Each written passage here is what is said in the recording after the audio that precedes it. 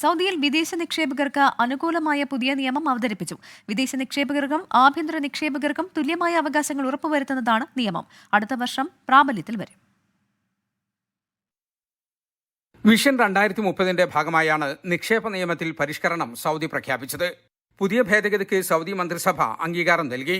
നിലവിലുള്ള നിക്ഷേപകരുടെ അവകാശങ്ങളും സ്വാതന്ത്ര്യങ്ങളും ഒരു ചട്ടക്കൂട്ടിലേക്ക് കൊണ്ടുവരിക, ബിസിനസ് ആരംഭിക്കുന്നതിനും നടത്തുന്നതിനുമുള്ള നടപടിക്രമങ്ങൾ കൂടുതൽ സുതാര്യമാക്കുക തുടങ്ങിയവ ഈ നീക്കത്തിന് പിന്നിലുണ്ട്. നിക്ഷേപങ്ങൾക്ക് കൂടുതൽ സുരക്ഷിതത്വം പുതിയ നിയമം വാഗ്ദാനം ചെയ്യുന്നു. ഫണ്ട് കൈമാറ്റം കൂടുതൽ സുഗമമാക്കുകയും അധികൃതരുടെ ഭാഗത്തുനിന്ന് മാന്യമായ പെരുമാറ്റം ഉറപ്പുവരുത്തുകയും ചെയ്യും. നടപടിക്രമങ്ങൾ വേഗത്തിലാക്കാൻ സേവന കേന്ദ്രങ്ങൾ ആരംഭിക്കും. Civil transactions law, private sector participation law, companies law, പാപ്പരത്ത നിയമം, പ്രത്യേക സാമ്പത്തിക മേഖല തുടങ്ങിയ കാര്യങ്ങളിലെ പരിഷ്കരണം പുതിയ നിയമത്തിലുണ്ട്. പരാതികൾ പരിഹരിക്കാൻ കൂടുതൽ വിപുലമായ തർക്ക പരിഹാര സംവിധാനം കൊണ്ടുവരും.